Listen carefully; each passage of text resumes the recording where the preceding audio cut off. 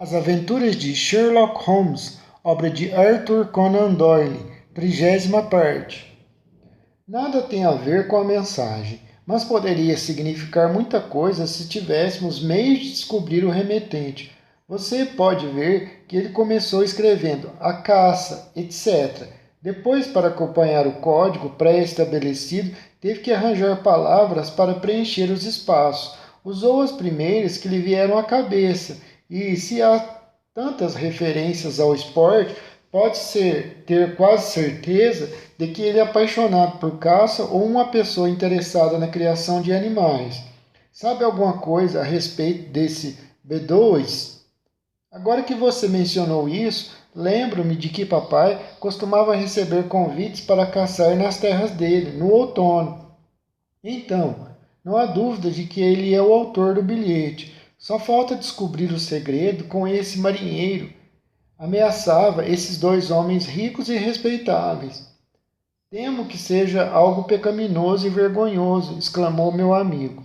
Mas para você não terei segredos. Aqui está a declaração redigida por meu pai quando soube que era iminente o perigo representado por Hudson. Encontrei-a no armário japonês, como ele dissera ao médico. Abra, Sr. Holmes, e leia para mim. Não tenho forças nem coragem para ler pessoalmente. Estes são os documentos que ele me entregou. Watson, eu os lerei para você como os li no velho gabinete para naquela noite. Então, estão endossados no envelope, como você pode ver, detalhes da viagem do brig Gloria Scott, que zarpou de Falmouth no dia 8 de outubro de 1855 e naufragou a 15 graus 29 de latitude norte, 25, 14 graus de longitude oeste, no dia 6 de novembro. O documento tem a forma de carta e diz o seguinte: Meu querido filho, agora que a desgraça se aproxima, obscurecendo os últimos anos de minha vida, posso escrever com toda a veracidade e franqueza que não é o terror da justiça, nem a perda de minha posição aqui no condado, nem a queda aos olhos de todos os que me conheceram, que angustia meu coração, e sim a ideia de que você se envergonhará de seu pai. Você que me ama e que raras vezes, espero, deixou de ter motivos para me respeitar. Mas, se o golpe que me ameaça for desferido, espero que você leia esta carta e saiba diretamente por mim até que ponto fui culpado. Por outro lado, se tudo correr bem, que Deus o permita, e se por acaso este documento não for destruído e cair nas suas mãos, suplico por tudo o que é de mais sagrado, pela memória de sua querida mãe, pelo amor que entre nós existia, que o atire ao fogo e nunca mais volte a pensar nele. Mas, se seus olhos forem além desta linha, sei que já terão me denunciado, arrastado para fora de minha casa, ou o que é mais provável, você sabe que tenho o coração fraco. Meus lábios estarão fechados para sempre pela morte. E ambos os casos, o tempo de guardar o segredo se esgotou, e todas as palavras que eu disser serão a pura verdade. Juro pela minha salvação eterna, meu filho. Meu nome, querido filho, não é Trevor, como você sempre me chamou. Fui James Armitage na juventude, e você compreende agora o choque que tive algumas semanas atrás, quando o seu colega de universidade, o Sr. Holmes, disse palavras para mim que pareciam sugerir a descoberta do meu segredo. Foi como Armitage que ingressei numa firma bancária de Londres e, como Armitage, fui condenado por infringir as leis do meu país e recebi apenas o degredo. Não me julgue com muita severidade até aqui, meu filho. Era uma dívida de honra, como é chamada, que eu precisava e usei um dinheiro que não era meu, na certeza de devolvê-lo antes que houvesse qualquer possibilidade de darem pela falta dele. Mas fui perseguido pelo mais terrível azar, filho. Não consegui a tempo o dinheiro que esperava e um exame antecipado da contabilidade revelou o déficit. O caso poderia ter sido tratado com indulgência, mas a justiça era mais severa há 30 anos. E no meu 23º aniversário eu estava acorrentado com um bandido com 37 outros condenados nos porões do Brig Glory Scott, rumo à Austrália. Foi no ano de 1855, no auge da Guerra da Crimeia, e os velhos navios de condenados eram muito usados como meio de transporte no Mar Negro. O governo, portanto, era obrigado a utilizar embarcações menores e pouco adequadas para despachar seus prisioneiros. O Glory Scott fora usado no comércio de chá da China, mas era antiquado, pesado e largo. As novas embarcações o haviam deixado para trás. Era um barco de 500 toneladas e, além dos 38 prisioneiros, levava uma tripulação de 26 marinheiros, 18 soldados, um comandante, 3 oficiais, um médico, um capelão e 4 carcereiros. Quase 100 pessoas ao total, quando partimos de Falmouth. As divisões entre as celas dos condenados, em vez de serem de carvalho maciço, como o habitual nas embarcações de condenados, eram finas e frágeis. O homem que ficava perto de mim, do lado da popa, era uma pessoa que havia atraído minha atenção quando nos tinha levado até o cais. Era um rapaz de rosto claro e escanhoado, nariz longo e fino, maxilar protuberante. Mantinha a cabeça erguida num desafio, tinha um andar cadenciado e era notável por sua altura extraordinária. Creio que nenhum de nós chegava-lhe aos ombros. Não devia ter menos de 2,10 m. Era estranho ver entre tantas fisionomias tristes e cansadas alguém cheio de energia e decisão como ele. Vê-lo era para mim como encontrar uma fogueira em meio a uma nevasca. Foi um prazer descobrir que era meu vizinho e fiquei mais satisfeito ao ouvir, na calada da noite, alguém murmurar ao meu ouvido e descobrir que ele conseguira abrir um orifício na madeira que nos separava. Olá, amigo. Como se chama e por que está aqui? Respondi e também perguntei com quem estava falando. Sou Jack Prendergast, e prometo que aprenderá a abençoar meu nome antes que cada um vá para o seu lado. Lembrei-me de ter ouvido falar no caso dele, que havia abalado o país algum tempo antes da minha prisão. Era um homem de boa família e grande talento, mas de hábitos incuravelmente corruptos e que havia obtido, graças a um engenhoso sistema de fraudes, imensas quantias de dinheiro dos comerciantes de Londres. Ah, lembra-se do meu caso? Perguntou ele orgulhoso. Lembro-me muito bem. Então, talvez se lembre de que ele tinha algo de estranho. Estranho como? Eu tinha quase R$ 250 000, não é exato? Foi o que disseram. Mas o dinheiro não foi recuperado, não é? Não. Onde acha que ele está? Não tenho a menor ideia. Está aqui mesmo, entre o meu polegar e o indicador, exclamou. Tenho mais libras em meu nome do que você cabelos na cabeça. Quem tem algum dinheiro, meu velho, e sabe manejá-lo e distribuí-lo, é capaz de fazer qualquer coisa, sabia? Acha provável que um homem capaz de tudo gaste as calças sentado nesta embarcação fedorenta e infectada de ratos e insetos, este velho caixão bolorento que comerciava nas costas da China?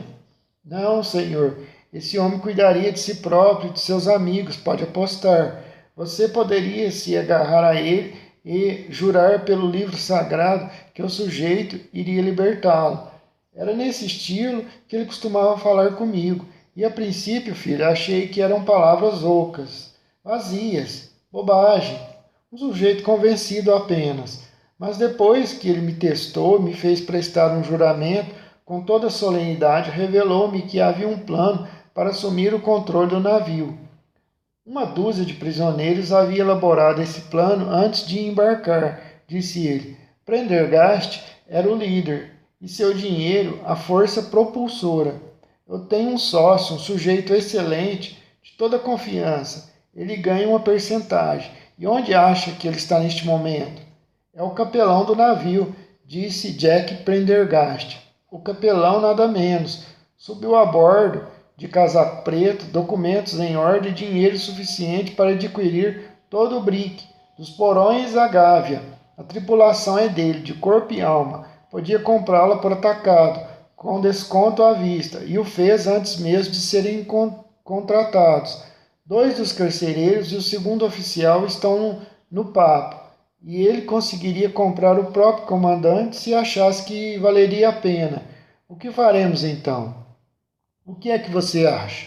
Deixaremos os casacos de alguns desses marinheiros mais vermelhos do que quando saíram das mãos do alfaiate, mas eles estão armados, objetei. Nós também estaremos, rapaz. Há um monte de pistolas para cada filho da mãe, e se não conseguirmos dominar este navio, apoiados por toda a tripulação, deveríamos ser mandados para um internato de moças. Fale esta noite com seu companheiro da esquerda aí, ó, e veja se ele é de confiança. Foi o que fiz. Descobri que meu outro vizinho era um rapaz em situação semelhante à minha. Seu crime fora falsificação de assinatura. Chamava-se Evans, mas depois também trocou de nome como eu. E agora é um homem abastado que vive no sul da Inglaterra. Estava disposto a participar do nosso plano, como único meio de nos salvarmos, e antes de atravessarmos a Bahia, só 2 prisioneiros não estavam a par do segredo. Um deles era débil mental, e não ousamos confiar nele, e o outro sofria de icterícia e não podia nos ajudar em nada. Desde o início não havia nada que nos impedisse de assumir o controle da embarcação. A tripulação era um bando de malfeitores escolhidos especialmente para a tarefa. O falso capelão entrava em nossas celas para nos confortar carregando uma vasilha preta que supostamente estava cheia de livros, e parecia com tanta frequência que, no terceiro dia, cada um de nós escondia no beliche uma lima, um par de pistolas, meio quilo de pólvora e 20 balas cada um. 2 dos guardas eram agentes de Prendergast e o segundo oficial era o seu braço direito. O comandante, 2 oficiais, 2 guardas, o tenente Martin, 18 soldados e o médico eram as únicas pessoas que tínhamos contra nós. Embora a situação fosse segura, decidimos não descuidar de nenhuma preocupação e deflagrar o ataque de repente no meio da noite, mas ele ocorreu mais depressa do que nós esperávamos. Uma noite, na terceira semana de viagem, o médico desceu para ver um dos prisioneiros que estava doente e, ao apoiar a mão no beliche, sentiu o contorno de uma pistola. Se tivesse ficado calado, ele poderia ter estragado tudo, mas era um homenzinho nervoso, de modo que deu um grito de surpresa e ficou tão pálido que o homem percebeu o que se passava e o agarrou imediatamente. Foi amordaçado antes que pudesse dar o alarme e amarrado no beliche. Ele havia destrancado a porta que dava para o convés e nós passamos por ela correndo. As 2 sentinelas foram abatidas a tiros, assim como um cabo que apareceu para saber o que estava acontecendo. Havia 2 outros soldados na porta do salão e aparentemente seus mosquetes não estavam carregados, porque não atiraram contra nós quando passamos. Então corremos para o camarote do comandante, mas quando abrimos a porta houve uma explosão lá dentro. Demos com ele caído sobre um mapa do Atlântico pregado na mesa e o capelão ao lado, empunhando uma pistola fumegante. Os 2 oficiais já haviam sido imobilizados pela tripulação e o caso parecia encerrado. O salão ficava ao lado da cabine e ali nos reunimos, instalando-nos nas poltronas, falando todos ao mesmo tempo, enlouquecidos pela sensação de estarmos novamente em liberdade. Havia armários em todas as paredes e Wilson, o falso capelão, arrombou um deles e tirou dali uma dúzia de maços de documentos. Quando, de repente, sem qualquer aviso, disparos de mosquete soaram em nossos ouvidos, e o salão ficou tão cheio de fumaça que não conseguimos ver nada do outro lado da mesa. Quando a fumaça se dissipou, o lugar estava em ruínas. Wilson e 8 dos nossos contorciam-se no chão, uns sobre os outros. Ficamos tão amedrontados diante da cena que teríamos desistido de tudo se não fosse Jack Prendergast. Berrando como um touro, correu para a porta com todos os que ainda estavam vivos. Na popa encontramos o tenente e 10 dos seus homens. As clarabóias que iluminavam o salão estavam meio abertas e pela fresta eles haviam atirado contra nós. Foram dominados antes de poderem recarregar as armas e resistiram como homens. Levamos a melhor e em 5 minutos o caso estava encerrado. Meu Deus, terá havido algum dia pior dia do que aquele? Homens mortos do nosso lado e homens mortos também que protegiam o navio. Jack Prendergast parecia um touro enfurecido. Agarrava os soldados como se fossem crianças e o atiravam ao mar. Vivos ou mortos, havia um sargento horrivelmente irritado que continuou a nadar, que foi jogado ao mar e começou a nadar durante tempo espantoso, até que alguém misericordiamente atirou em suas costas. Quando a luta terminou, não restava um só dos nossos inimigos, exceto os guardas, os oficiais e o médico. Foi por causa deles que surgiu a grande discussão. Muitos de nós estávamos satisfeitos em recuperar a liberdade, mas não queríamos ter a consciência, o peso de assassinos. Uma coisa era abater soldados armados que estavam atirando em nós, de mosquetes, e outra, vê-los assassinados a sangue frio. Eu e mais 7, 5 prisioneiros e 3 marinheiros afirmamos que não queríamos saber disso, mas foi impossível demover Jack Prendergast e os que o apoiavam. Nossa única possibilidade de segurança residia em levar a tarefa até o fim, disse ele. Não queria deixar ninguém capaz de dar com a língua nos dentes no banco das testemunhas. Quase tivemos o mesmo destino dos prisioneiros, mas ele acabou dizendo que, se quiséssemos, poderíamos pegar um dos escalares e ir embora. Ficamos satisfeitos com a proposta porque estávamos fartos daquela luta toda e percebemos que iria acontecer coisas piores antes que o caso chegasse ao fim.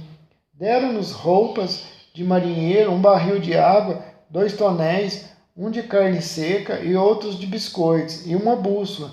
Jack Prendergast nos mostrou um mapa. Disse que éramos marinheiros salvos de um naufrágio ocorrido a 15 graus de latitude entre 25 de longitude oeste. Cortou a amarra e nos deixou partir.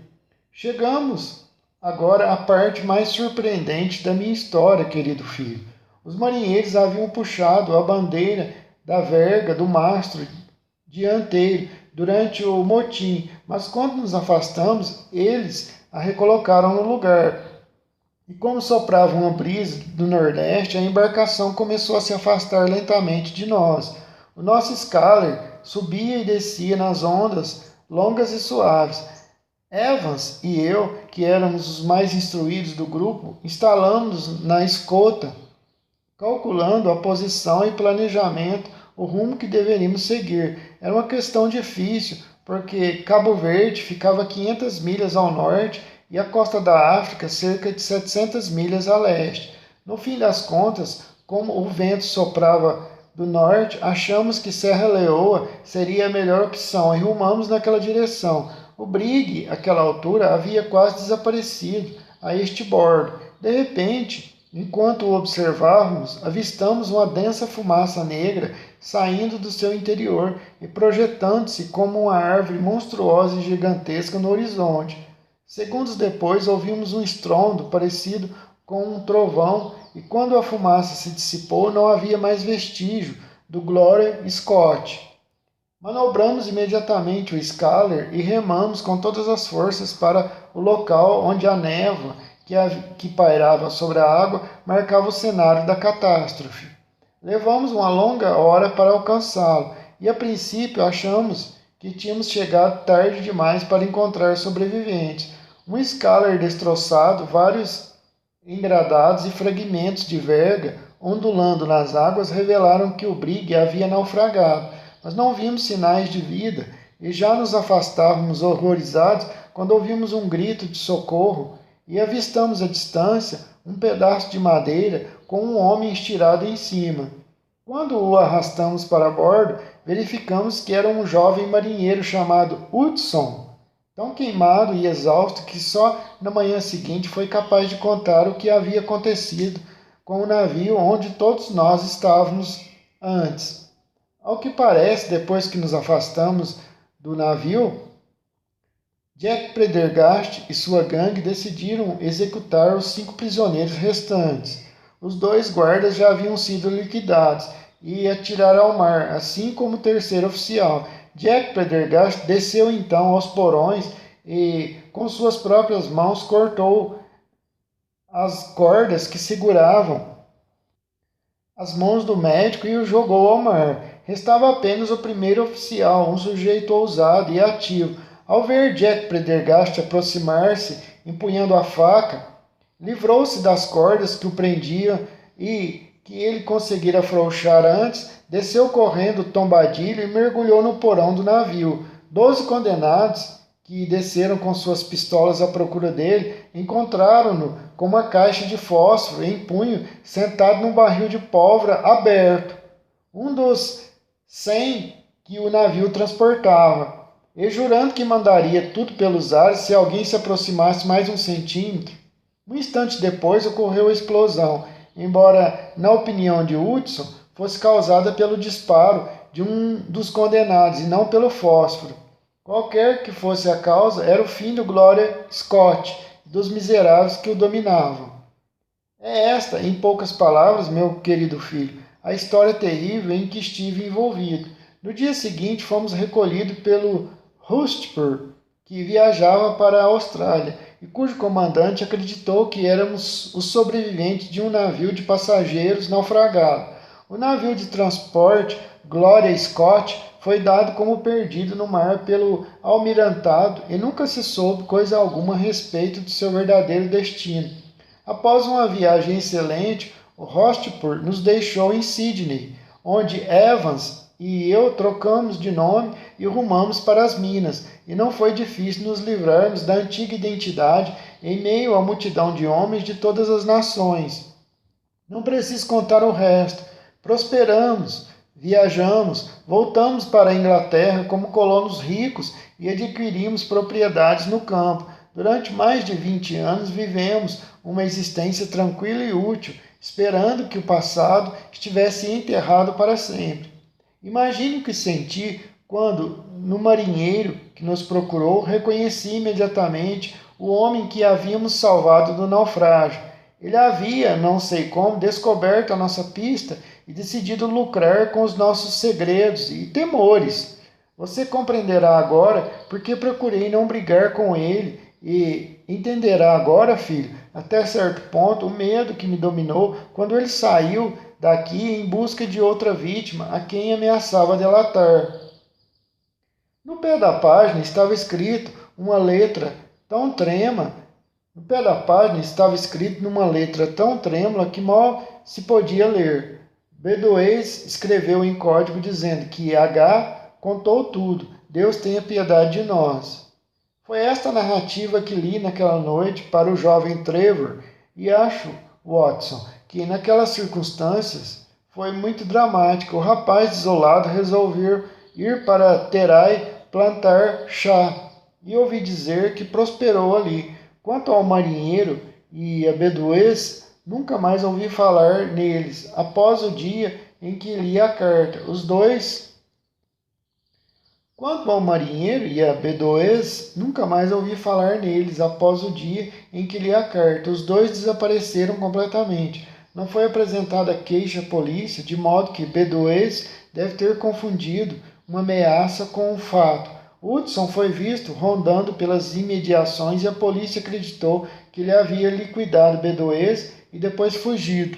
Mas eu acredito que ocorreu exatamente o oposto. O mais provável é que Bedoues, levado ao desespero e julgando-se traído, vingou-se de Hudson e fugiu do país, levando todo o dinheiro em que conseguiu pôr as mãos. São estes os fatos do caso, doutor. E se fossem úteis à sua coletânea, estão inteiramente ao seu dispor.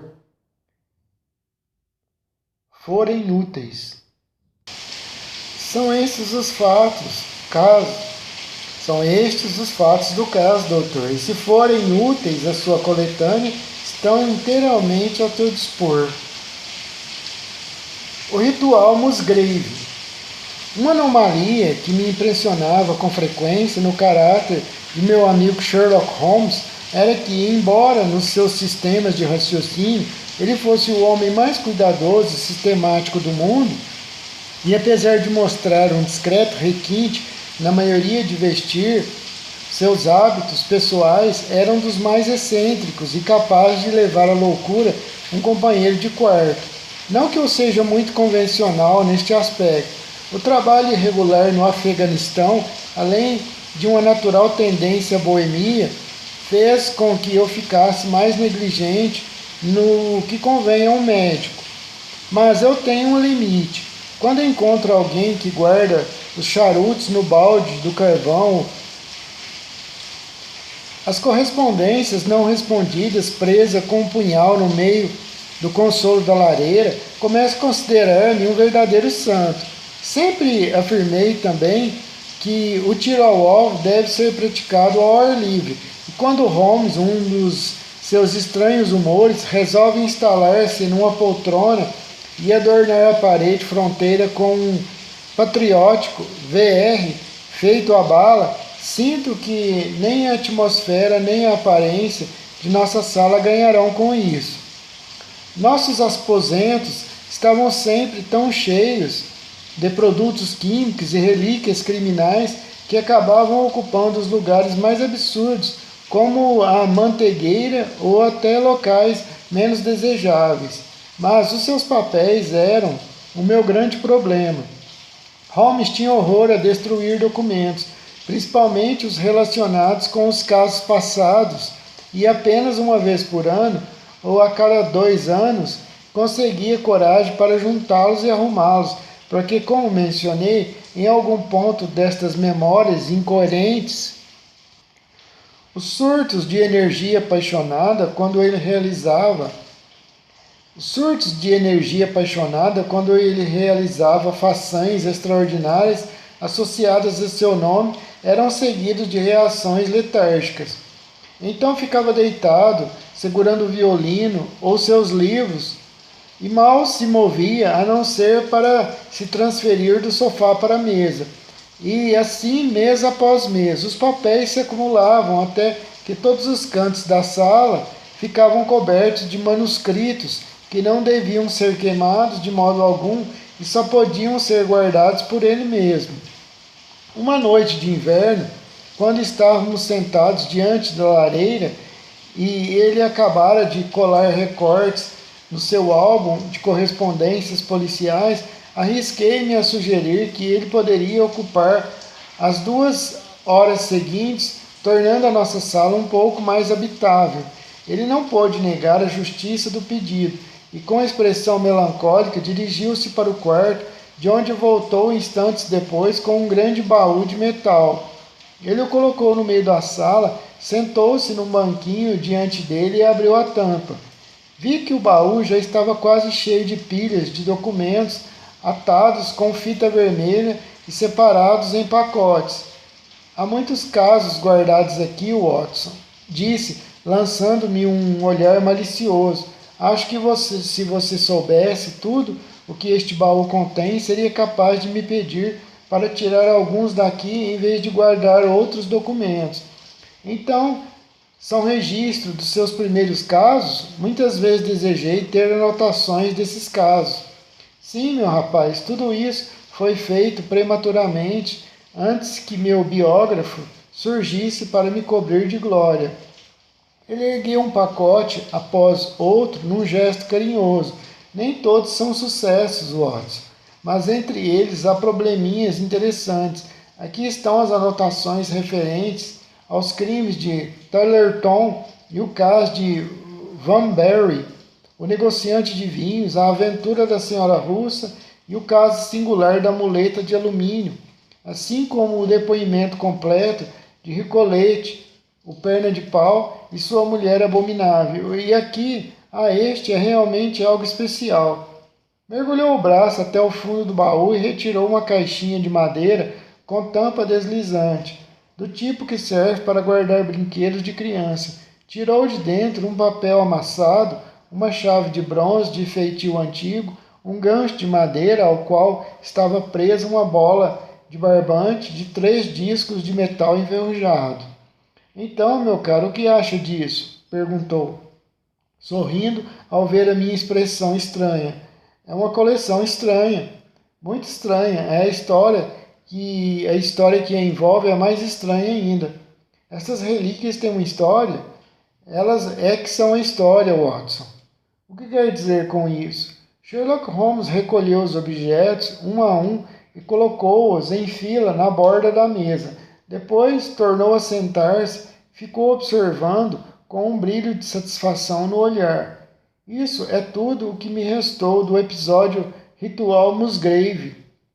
Eu ouvira falar no caso mais de uma vez, embora nunca tivesse conhecimento dos detalhes. Gostaria muito que você me contasse a história. E deixasse essa confusão como está? Perguntou com um sorriso malicioso. Seu espírito de ordem não suporta muita pressão, Watson. Mas gostaria que você acrescentasse este caso aos meus anais, porque há pontos que o tornam absolutamente singular nos registros criminais deste país, ou mesmo, eu acredito, de qualquer outro. Uma coletânea das minhas pequenas realizações seria incompleta se não incluísse uma narrativa deste caso singular, Watson. Você deve se lembrar de que a história do Glory Scott e a minha conversa com o infeliz homem, cujo destino eu lhe contei, implicaram-me no rumo que se tornou a minha profissão. Hoje em dia, meu nome é conhecido em toda parte. Em geral, sou reconhecido pelo público e pela polícia como a Suprema Corte de Apelação em casos duvidosos. Mesmo quando você me conheceu na época do caso que batizou de um estudo em vermelho, eu já havia adquirido uma reputação considerável, embora não muito lucrativa. Portanto, será difícil para você compreender como foi duro a princípio e quanto tempo esperei para fazer sucesso na carreira. Ao me mudar para Londres, instalei em Montague Street, pertinho do Museu Britânico, e ali esperava, preenchendo as minhas muitas horas vagas com o estudo de todos os ramos da ciência que poderia tornar-me mais eficiente. De vez em quando surgia algum caso, principalmente por intermédio de antigos colegas, porque durante os meus últimos anos na universidade já se falava bastante a meu respeito e a respeito dos meus métodos. O terceiro desses casos foi o Ritual Musgrave, e ao interesse despertado por esse encadeamento singular de ocorrências e as grandes questões que estavam em jogo, que atribuo o meu primeiro grande passo em direção à posição que tenho agora. Reginald Musgrave estudava na mesma faculdade e eu o conhecia ligeiramente. Não era muito popular entre os alunos, embora eu sempre tivesse a impressão de que seu suposto orgulho era, na verdade, uma tentativa de esconder uma excessiva timidez natural. Tinha aparência aristocrática, era magro, de nariz fino e olhos grandes, um sujeito languido, mas cortês, e era herdeiro de uma das famílias mais antigas do reino, embora pertencesse a um dos ramos mais novos, que se separa dos Musgraves do norte em algum momento, estabelecendo-se no oeste, em Sussex, onde a mansão de Urdstone talvez seja a mais antiga construção habitada existente no condado.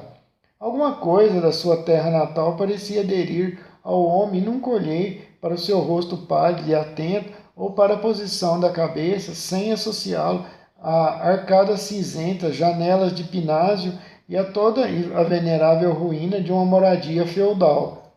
Conversamos uma ou duas vezes e lembro-me de que ele manifestou profundo interesse pelos meus métodos de observação e dedução. Passei 4 anos sem vê-lo, até que certa manhã ele apareceu no meu quarto em Montague Street. Pouco mudara. Vestia-se como um rapaz da moda. Sempre fora um dandy e conservava as maneiras discretas e suaves que o distinguiam do passado. Como vai a vida, Musgrave? Perguntei, depois de um cordial aperto de mãos. Devo ter sabido da morte de meu pai. Deve ter sabido da morte de meu pai, disse ele. Faleceu há 2 anos. Desde então, é claro, precisei administrar a propriedade de Houston e, como sou representante do distrito, tenho andado muito ocupado. Mas soube, Holmes, que você passou a aplicar a fins práticos aqueles talentos que costumavam nos surpreender. Sim, vivo à custa das minhas faculdades mentais. Estou encantado em saber disso, porque o seu conselho seria extremamente valioso para mim no momento. Ocorreram algumas coisas muito estranhas em Urdstone e a polícia não conseguiu esclarecer a questão, que é de fato extraordinária e inexplicável. Você pode imaginar com que interesse eu o escutei, Watson. A oportunidade que vim esperando durante meses de inatividade parecia estar ao meu alcance. No fundo do coração eu acreditava ser capaz de vencer onde outros haviam fracassado, e ali estava a oportunidade para testar-me. No fundo do meu coração, eu acreditava ser capaz de vencer onde outros haviam fracassado, e ali estava a oportunidade para testar-me, Watson. Conte os detalhes, Holmes, pedi. Reginald Musgrave sentou-se à minha frente e ficou a me olhar. Deve saber que, embora eu seja solteiro, preciso manter uma grande criadagem em Hurstone, uma casa ampla e antiga, exigindo muito trabalho de manutenção. Tenho também uma reserva de caça, e nos meses do fazão reúno um grupo de convidados, de modo que não posso ficar sem ajudantes, me disse ele. Ao todo são 8 criadas, a cozinheira, o mordomo, 2 criados e um lacaio. Os jardins e as cavalariças têm o seu staff preparado, é claro. Desses criados, o que há mais tempo ao nosso serviço é Brunton, o mordomo. Ele era um jovem professor desempregado quando meu pai o contratou, mas como homem de grande energia e caráter, em pouco tempo tornou-se indispensável à família. Um rapaz bonito, bem proporcionado. Embora esteja conosco há 20 anos, não teria agora mais de 40. Com suas vantagens pessoais e talentos extraordinários, porque fala várias línguas e toca quase todos os instrumentos musicais, é espantoso que se tenha contentado por algum tempo com esse emprego simples, mas creio que achava a vida confortável e não tinha energia para modificá-la. O mordomo de Hurstone é sempre lembrado por todos os que nos visitam, mas esse homem ideal tem um defeito, é um Dom Juan, e como pode imaginar, para alguém como ele não é difícil representar o papel numa tranquila região campestre. Enquanto esteve casado, tudo correu bem, mas depois que enviuvou-se, tivemos uma série de aborrecimentos. Alguns meses atrás, tínhamos esperança de que ele assentasse novamente a cabeça, porque ficou noivo de Raquel Howes, uma das criadas da casa, mas desistiu dela e passou a interessar-se por Janet Tregelis, filha do chefe do guarda-caças. Raquel, que é uma boa moça, mas com um arrebatado temperamento galês, teve uma febre que lhe afetou ligeiramente o cérebro e passou a vagar pela casa, ou pelo menos vagava até ontem, como uma sombra de si mesma. Foi o nosso primeiro drama em Hurstone, mas outro drama veio afastar este de nossa mente. Foi precedido, mas outro drama veio afastar este de nossa mente. Foi precedido pela desonra e demissão do mordomo Brunton. O caso aconteceu assim. Eu disse que o homem é inteligente. Foi essa inteligência que o levou à ruína, porque estimulou nele uma curiosidade insaciável a respeito de coisas que não eram absolutamente da sua conta. Eu não imaginava a que ponto essa curiosidade o levaria, até que um simples acidente chamou minha atenção. Disse que a casa é ampla. Numa noite da semana passada, na quinta-feira, para ser mais exato, não consegui dormir depois de ter tomado uma xícara de chá forte após o jantar. Lutei contra a insônia até 2 horas, Quando desisti, me levantei e acendi uma vela com a intenção de continuar a leitura de um romance. Mas eu deixara o livro na sala de bilhar, de modo que vesti um roupão e saí do quarto para ir buscá-lo. Para chegar à sala de bilhar, eu precisava descer um lance de escadas e atravessar o patamar que dava para a biblioteca e a sala de armas. Pode imaginar a minha surpresa quando olhei para o corredor e vi um reflexo de luz saindo da porta aberta da biblioteca, porque eu mesmo havia apagado a lâmpada e fechado a porta antes de me deitar. Naturalmente, no primeiro momento, pensei que eram ladrões. As paredes dos corredores de Hurlstone são decoradas com troféus e armas antigas. Peguei um machado de guerra e, deixando a vela para trás, segui silenciosamente pelo corredor e olhei pela porta aberta. Bruston, o mordomo, estava na biblioteca sentado numa poltrona, inteiramente vestido, segurando um papel que parecia um mapa estendido sobre os joelhos. Estava com a cabeça apoiada na mão, pensando. Fiquei imóvel, muito espantado, observando-o do corredor escuro. Uma vela pousada na borda da mesa lançava uma luz fraca, mas suficiente para mostrar que ele estava inteiramente vestido. De repente, levantou-se, aproximou-se de uma escrivaninha, destrancou uma das gavetas. Dali retirou um papel e voltou a sentar-se na poltrona. Colocou-o ao lado da vela, na borda da mesa, e começou a lê-lo com maior atenção.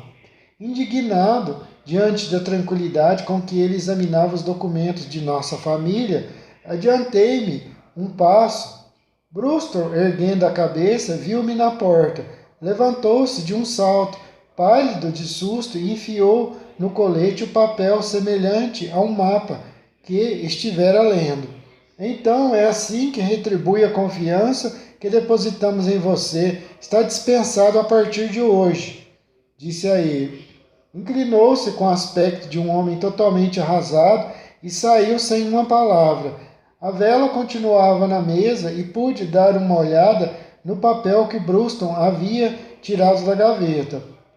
Para minha surpresa, não era nada de importante, apenas uma cópia das perguntas e respostas da antiga e singular prática chamada Ritual Musgrave. É uma espécie de cerimônia específica da nossa família, pela qual Musgrave passa há séculos ao atingir a maioridade. Uma coisa de interesse particular e talvez de alguma importância para um arqueólogo, como os nossos brasões e divisas, mas sem nenhuma utilidade prática. É melhor voltarmos mais tarde ao documento, observei. Se achar realmente necessário, ele respondeu com certa hesitação. Continuando a minha narrativa, tornei a trancar a gaveta usando a chave que Brunton havia deixado. Virei-me para sair e fiquei surpreso ao ver que o mordomo tinha voltado e estava diante de mim. Sr. Musgrave, não posso suportar a desonra, disse numa voz rouca de emoção. Sempre me orgulhei de estar acima de minha posição e a desonra iria me matar. Meu sangue cairia sobre sua cabeça, senhor. Isso é exato. Se me levar ao desespero, não só pode me manter aqui depois do que se passou, pelo amor de Deus, permita que eu peça demissão e saia dentro de um mês, como se fosse por livre e espontânea vontade. Isso eu suportaria, Sr. Musgrave, mas não ser expulso diante de todas as pessoas que conheço tão bem. Não merece muita consideração, Bruton, respondi. Sua conduta foi infame, mas como está há muito tempo na família, não quero desonrá-lo publicamente. Mas um mês é demais. Saia dentro de uma semana e apresente o motivo que quiser. Só uma semana, senhor? Exclamou desesperado. 15 dias pelo menos. Uma semana, repeti, e considere-se tratado com muita clemência. Ele saiu cabisbaixo, um homem arrasado, enquanto eu apagava a vela e voltava para o meu quarto.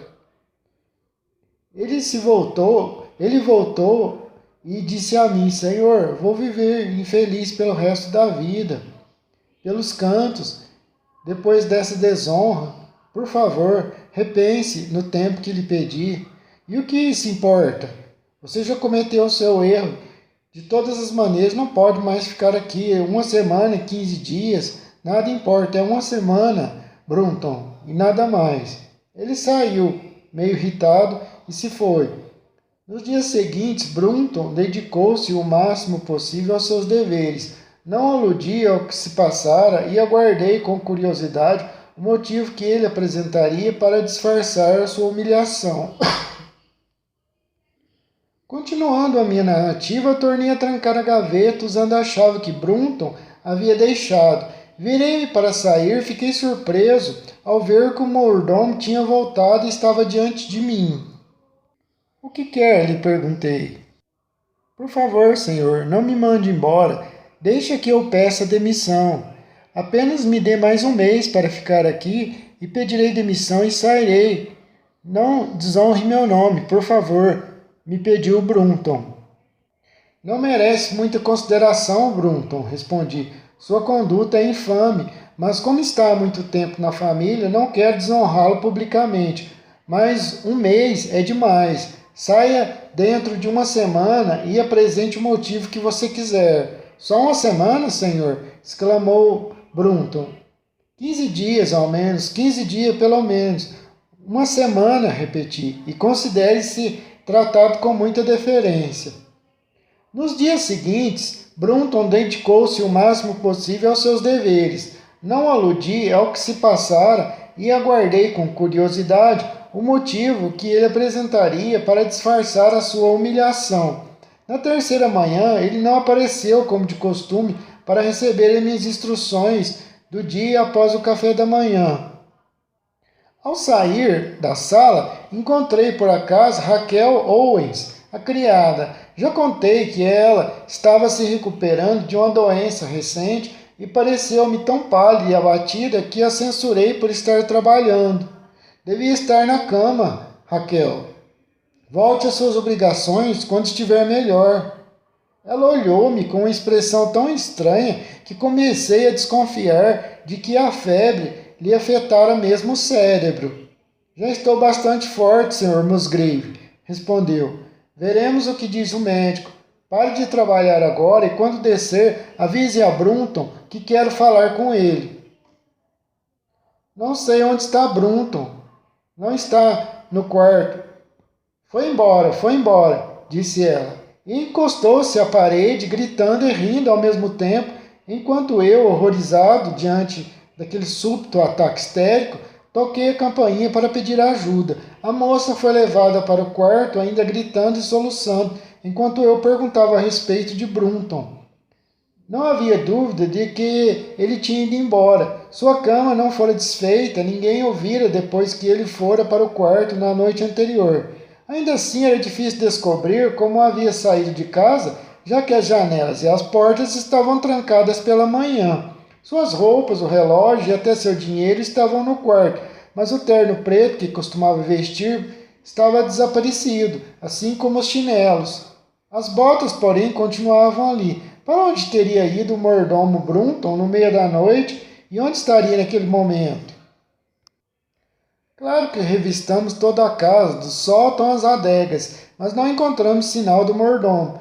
Como disse, a velha casa é um labirinto, principalmente na ala original, agora praticamente desabitada, mas revistamos todas as peças e o sótão, sem descobrir o menor sinal do desaparecido.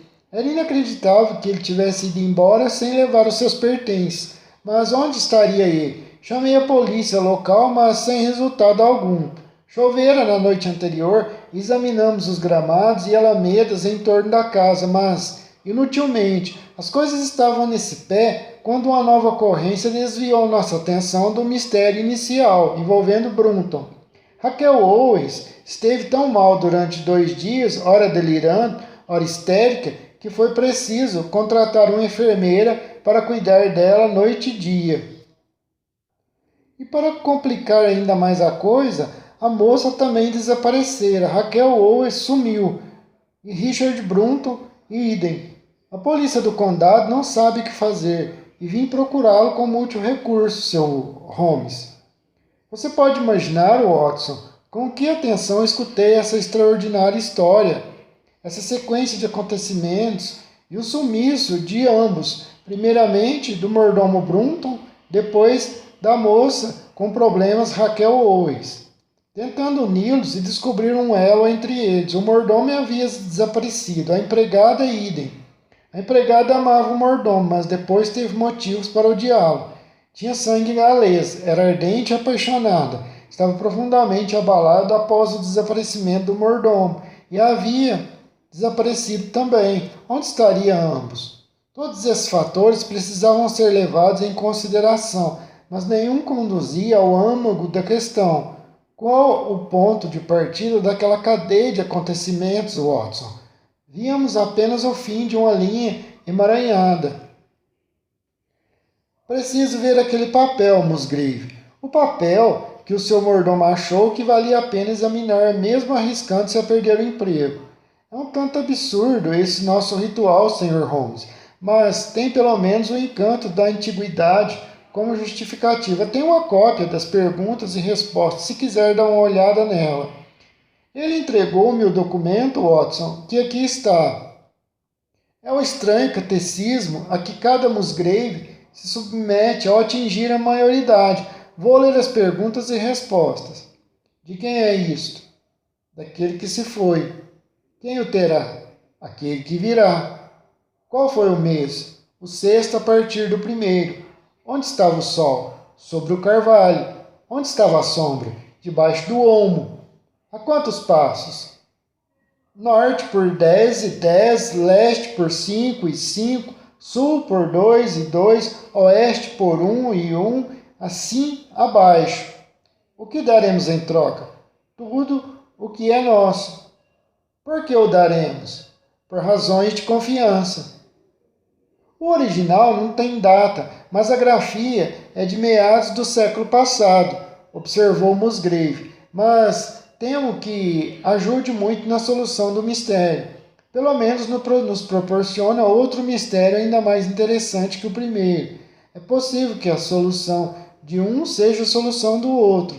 Perdoe, Musgrave, se digo que seu mordomo parece ter sido um homem muito esperto, com uma percepção mais aguçada do que 10 gerações de fidalgos. Não entendo. O documento não me parece ter qualquer importância prática, Sr. Sherlock Holmes. Pois a mim parece extremamente prático e imagino que Brunton tenha pensado da mesma maneira. É provável que o tenha visto bem antes da noite em que foi surpreendido por você. Será, Sr. Holmes? É bem possível mesmo. Nunca tomamos qualquer precaução para escondê-lo.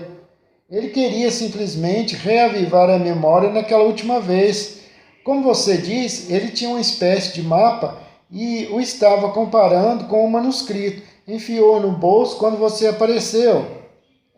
Mas o que ele teria a ver com esse velho costume de nossa família? O que significa toda essa confusão?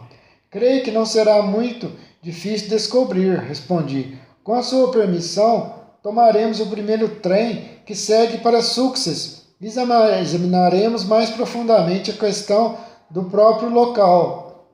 Naquela mesma tarde, estávamos em Urstone.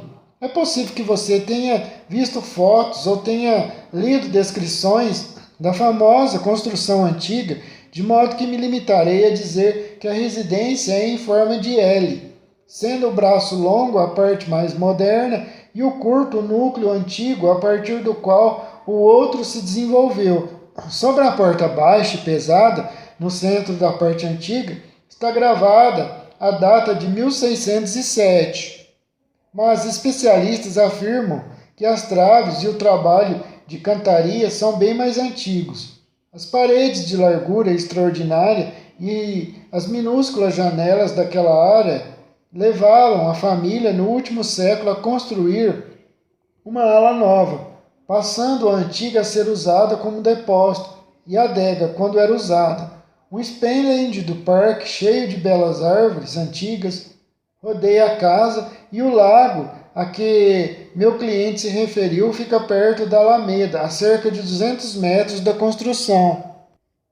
Eu já estava convencido, Watson, de que não havia três mistérios independentes no caso, que eles se interligavam, mas só um que, se conseguisse interpretar corretamente o ritual Musgrave, teria minha mão à pista que me levaria à verdade referente tanto ao mordomo Brunton como à criada Owens. Concentrei todas as minhas energias nessa direção, porque o mordomo estaria tão ansioso para dominar aquele ritual antigo, evidentemente porque via nele algo que escapara a todas as gerações de aristocratas e do qual esperava tirar alguma vantagem pessoal. O que seria e como afetaria o seu destino?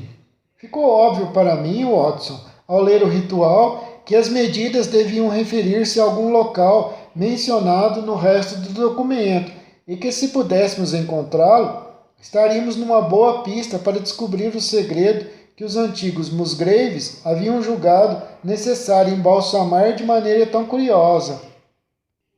Havia 2 pontos de partida, um carvalho e um olmo. Quanto ao carvalho, não podia haver dúvidas. Bem na frente da casa, do lado esquerdo da alameda, havia um patriarca entre 2 carvalhos, uma das árvores mais magníficas que já vi. Ele já existia quando o seu ritual foi regido? Perguntei quando passamos pelo carvalho. Provavelmente já estava aí na época da conquista normanda, tem 7 metros de circunferência. Um dos pontos que eu determinara estava garantido, Watson. Existem velhos olmos por aqui? Perguntei. Havia um muito antigo lá adiante, mas foi atingido por um raio há 10 anos e cortamos o que restou do tronco. É possível